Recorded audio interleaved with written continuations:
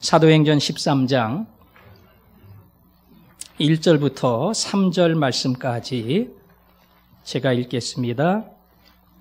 사도행전 13장 1절부터 3절까지입니다. 안디옥 교회에 선지자들과 교사들이 있었으니 곧 바나바와 니게르라 하는 시므온과 구레네 사람 루기오와 분봉왕 헤롯의 젖동생 마나엔과 및 사울이라. 주를 섬겨 금식할 때에 성령이 이르시되 내가 불러 시키는 일을 위하여 바나바와 사울을 따로 세우라 하시니 이에 금식하며 기도하고 두 사람에게 안수하여 보내니라. 아멘. 기독교의 역사를 보통 박해의 역사, 조금 더 심하게 이야기하면 순교의 역사다, 이렇게 지칭을 합니다. 예수 그리스도를 믿기 때문에 수십만, 심지어 수백만의 사람들이 역사를 훑어내려오면서 자기의 생명을 내어 놓았습니다. 왜 이렇게 기독교에는 박해가 많을까? 언제부터 기독교의 박해가 시작되었을까? 역사를 거슬러 올라가면 스데반이라는 사람을 만나게 됩니다. 스데반은 성경에 등장하는 최초의 순교자입니다. 7 집사 중에 하나인 스데반은 복음과 예수를 증거하다가 붙들렸고요. 유대인들의 돌에 맞아 세상을 떠납니다. 스데반이 순교의 피를 흘린 대가로 교회는 부흥을 맞이했는가? 아닙니다. 스데반을 박해하고 죽인 유대인들은 더 힘을 얻어서 본격적으로 예루살렘 교회를 박해하기 시작했고요. 수많은 사람을 때리고 잡아서 가두고 심지어 죽이는 그러한 무서운 박해가 현실로 나타나기 시작했습니다. 도저히 예루살렘에서는 신앙생활을 계속할 수 없는 어려운 상황이 되었고요. 그래서 이웃 도시로, 이웃 나라로, 외국으로 많은 사람이 피난을 갔습니다.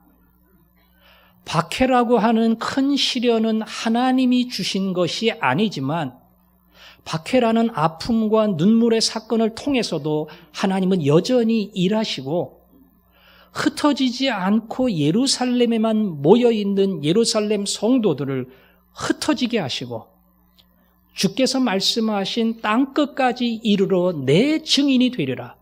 이 증거자의 사명을 감당하도록 그들을 억지로 흩으셨고 흩어진 예루살렘 교회의 성도들이 그들이 가는 곳마다 모여서 예배를 드리고 예배를 드릴 뿐 아니라 그 나라에 사는 유대인들에게 복음을 증거하고 자연스럽게 그 땅에 새로운 선교의 역사가 시작이 됐습니다. 그런데 안디옥에서, 이방 나라 안디옥에서 특별한 일이 벌어졌는데요. 어디를 가든 유대인들은 유대인에게만 전도합니다. 다른 나라 사람들은 예수를 믿을 수 있다고 생각하지 않았어요. 오직 유대인에게만. 근데 그 나라 가서 살다 보니까 자연스럽게 그 나라 사람들, 현지인들을 만나게 되고요. 당신들 왜 모였느냐? 우리 예수 믿는 사람들이다. 예수가 뭐냐?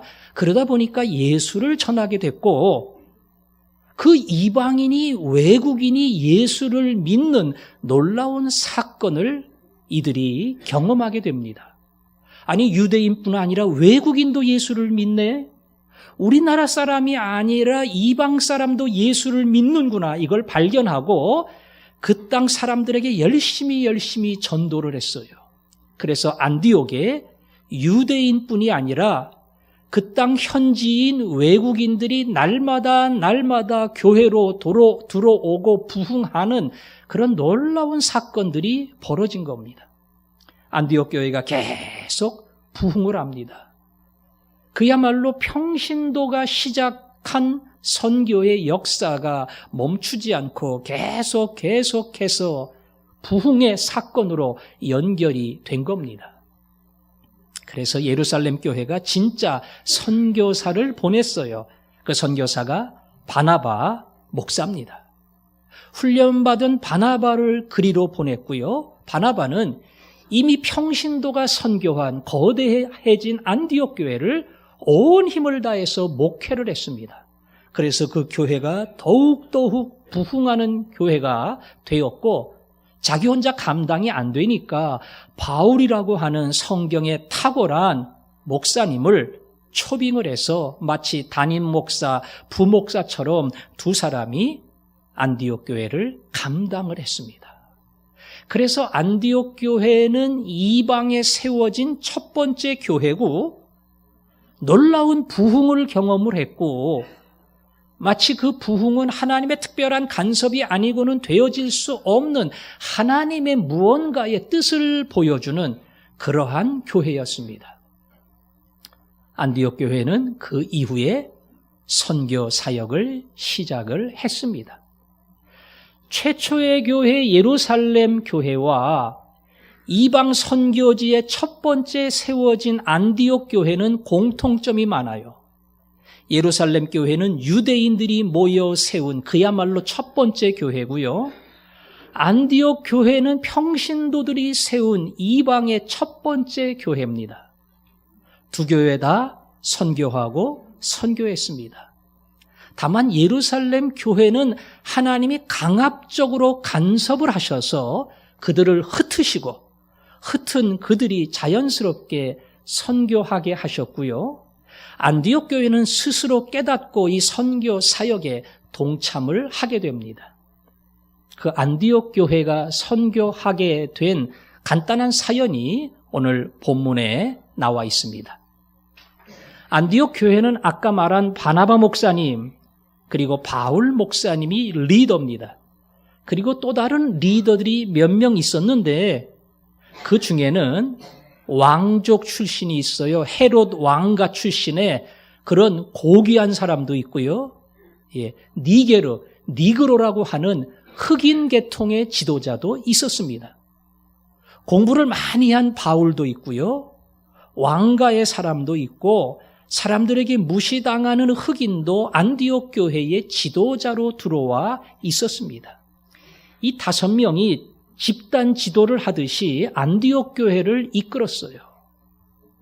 그래서 안디옥 교회의 영적인 모든 방향을 5명이 상의하고 이끌어갔는데, 특별히 이 5명은 기도하는 사람들이었습니다.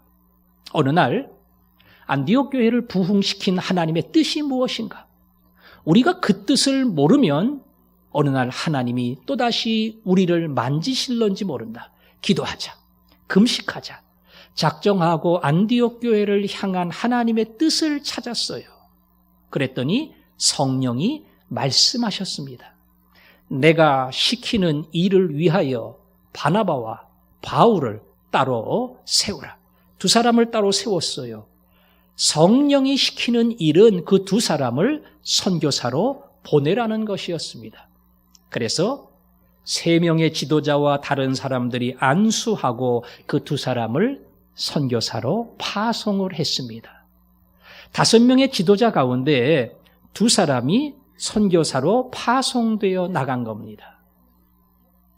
여러분, 2 사람이 선교사가 되었는데 제가 선교사 할게요. 그래서 한 거 아니에요.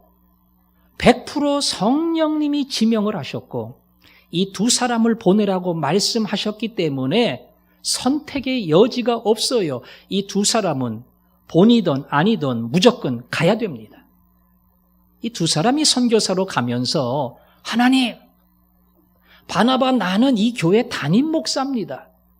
바울인 나는 이 교회 부목사로서 신학적인 기반을 낳는데 아니 왜 우리를 선교지에 보내시는 거예요? 이 교회에도 할 일이 많고 교회가 계속 부흥되는데 왜 우리를 선교 현장에 보내시는 거예요? 이렇게 억울하거나 뭔가 불만이 있거나 그런 마음을 품었을까? 품었을 것 같아요? 안 품었을 것 같아요? 모르죠.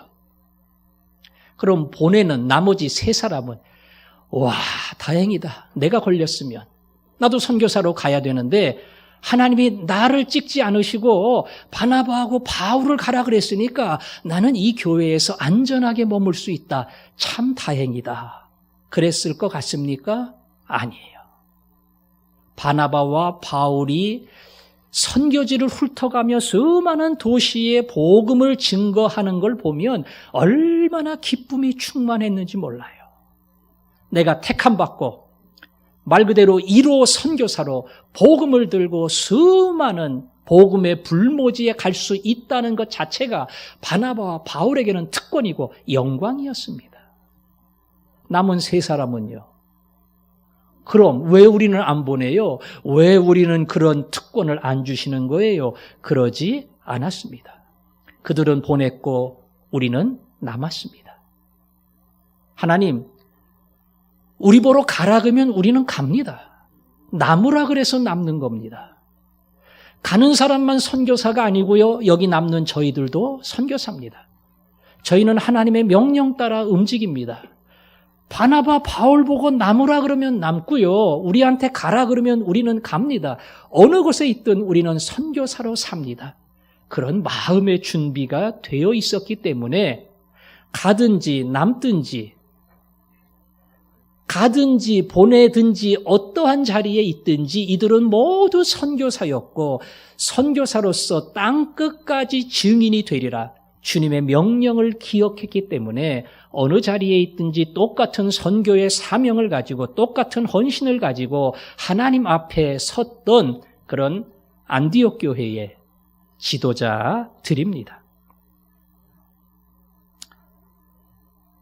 화전중앙교회가 선교사역에 동참하면서 여러 명의 선교사들을 돕고 있습니다. 이곳에 있는 저와 여러분들은 선교사들을 후원하고 있습니다. 우리는 종종 기도하면서 험한 지역, 위험한 지역에서 사역하시는 선교사님들을 하나님이 보호해달라고 그런 간구를 합니다. 미안하니까 나는 못 가는데 선교사님들은 갔어요. 나는 엄두를 못 내는데 선교사님들은 거기에 일생을 헌신했습니다.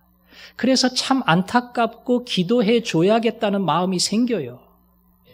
그런데 선교사님은 절대로 안타까운 인생의 자리에 서 있는 사람이 아니에요. 가고 싶어서 가는 거예요. 아니, 가고 싶어서가 아니라 하나님 나를 선교의 자리로 불러주세요.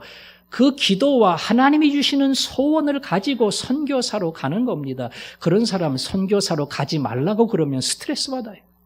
가야 돼요. 여러분 가운데 어느 누구가 내가 일하는 일터와 직장이 하나님이 나에게 주셨고 여기에 정말 땀과 눈물과 내 일생과 생명을 바쳐도 나는 후회할 것이 없어. 나는 그런 직장 다녀. 그런 사람 몇 명 될 것 같아요? 선교사는 그런 길 가는 거예요. 그런 길을 발견한 거예요. 그래서 내가 이런 길을 갈 수 있다는 것이 선교사에게는 너무나 하나님에 대한 감사의 제목입니다. 그래서 선교사를 그런 눈으로 볼 필요가 없어요. 자기의 길을 갑니다. 당신은 선교사고 그런 면에서 우리도 선교사입니다. 우리도 똑같은 선교사의 사명을 가지고 선교사가 가는 모든 길을 후방에서 지원합니다. 오늘 제가 칼럼에 썼지요. 전쟁을 벌이려면 전투병과의 사람들이 앞장서지만 그 뒤에 후방 지원이 없으면 승리는 불가능합니다. 포병 대대에 막강한 지원이 있어야 돼요. 영화에서 못 봤어요? 무전기 들고 앞으로 쏘래니까 앞으로 우리한테 날라오잖아. 막 그냥 연락하고, 물론 옛날 얘기니까 요즘은 그런 거 없겠지만은 하여간 적진을 향해서 포탄을 날려야 돼요. 전투기로 막 그냥 쏟아 부어야 돼요. 그러면 보병이 밀고 들어가는 겁니다.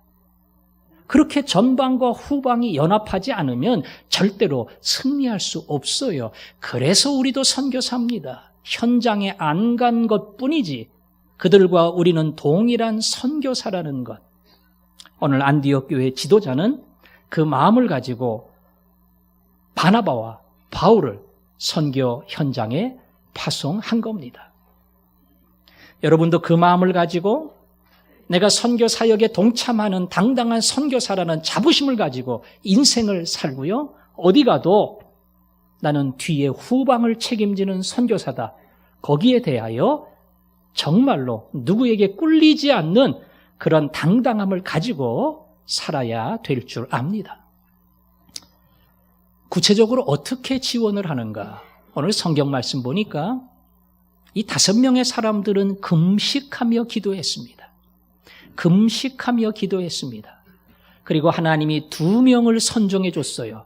그리고 다시 한번 그 2명을 세우고 금식 기도하고 안수하고 보냈습니다. 그냥 간 거 아닙니다. 기도의 뒷받침이 있었습니다. 금식하는 것과 같은 간절한 마음의 소원을 담고 이 2 사람을 파송을 한 겁니다. 선교사는 기도의 후원이 없이는 불가능합니다. 예수님의 제자들이 숨어서 겁먹고 꼼짝 못하다가 간절히 열흘간 기도했는데 성령이 기름 붓듯 부어졌어요. 그 다음부터는 눈치 볼 거 없어요. 신경 쓸 거 없어요. 막 나가서 너희들이 괴롭힌 예수 그리스도를 하나님은 구주가 되게 하셨다. 얼마나 담대한 전도자가 되었나 모릅니다. 자신들만 기도한 거 아니에요. 그들을 위해 기도해 주는 믿음의 사람들이 있었어요. 베드로가 전도하다가 옥에 갇혔을 때에 교회는 그를 위하여 간절히 기도하더라.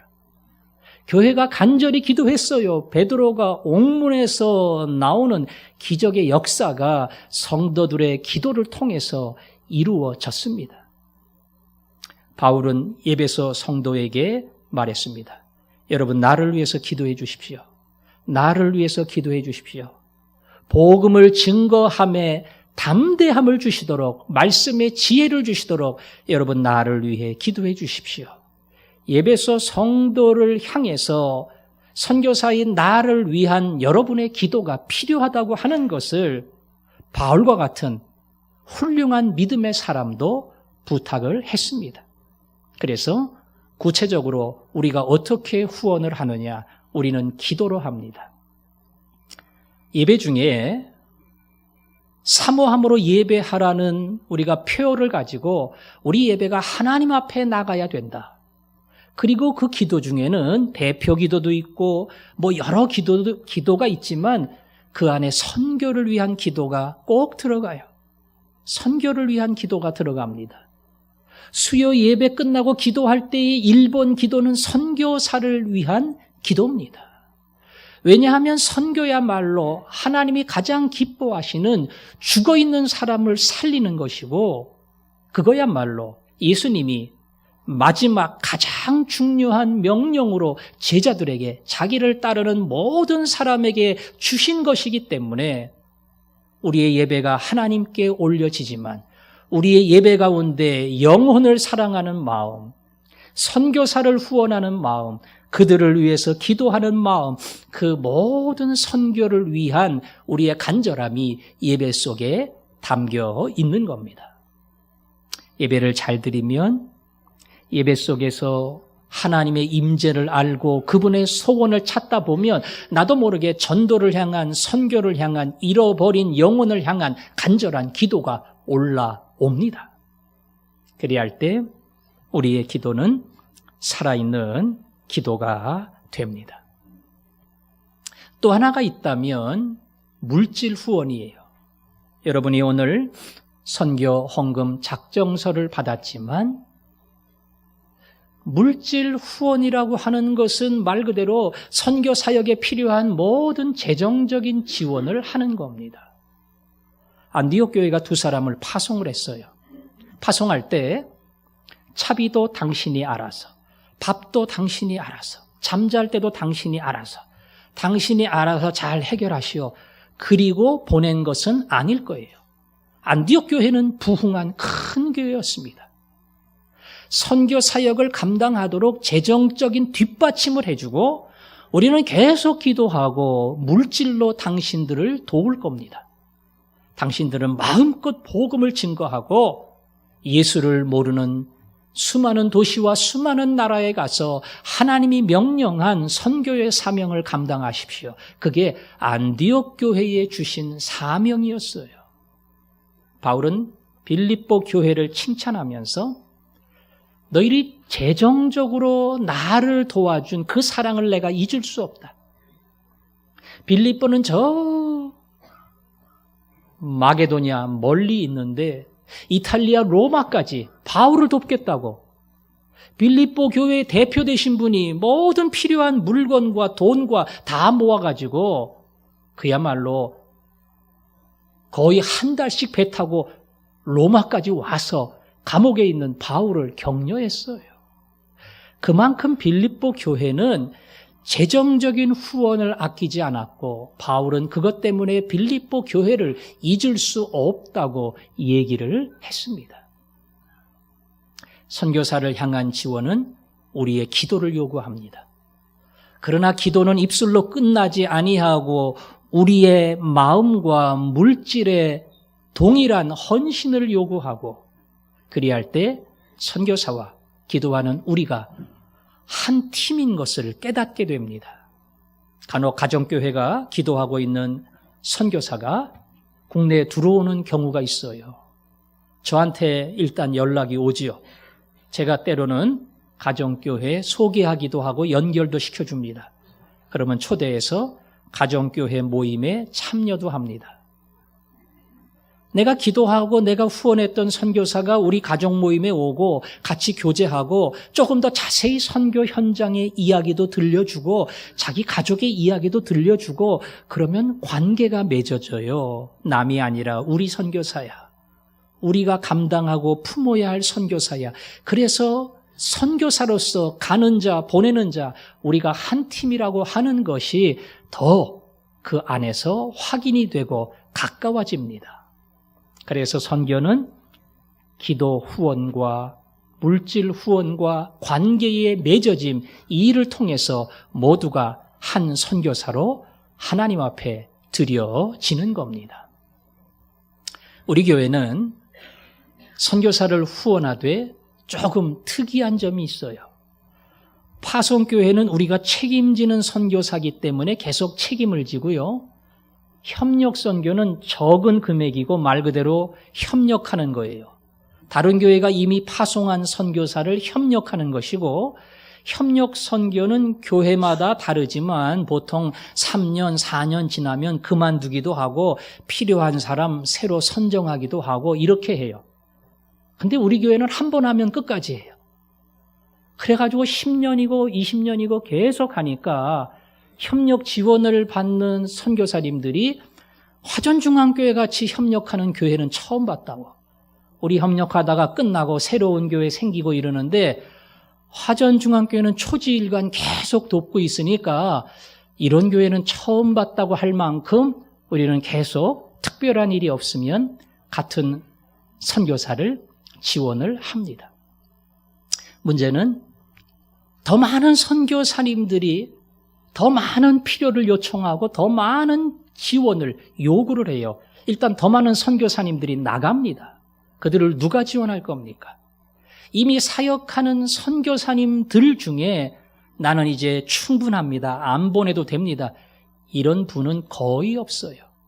계속 그들의 생활과 그들의 사역과 또 다른 일을 위해서 선교의 후원을 기다려요.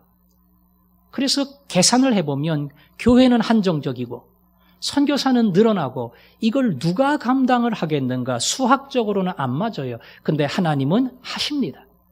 선교사가 2배로 늘었는데 교회는 멈췄어요. 그런데 기존 교회를 가지고도 하나님은 얼마든지 가야 할 선교사를 뒷받침하고 세워 간다는 겁니다.